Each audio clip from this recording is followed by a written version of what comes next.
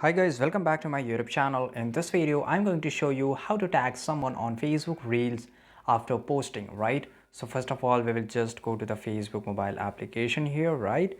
And let's get into, and after that, we will go into the profile icon, which is, you can just go from here or you can just go from anywhere, right? There are so many options. Once you're here, just go to the Reels section here, right?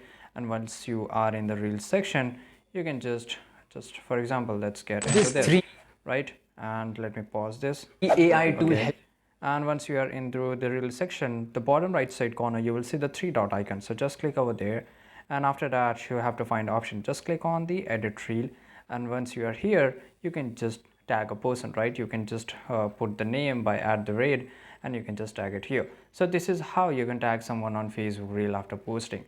So this is pretty easy, guys. I hope you found this video really useful, and if you did, make sure to like this video, subscribe our channel, and see you guys in the next video.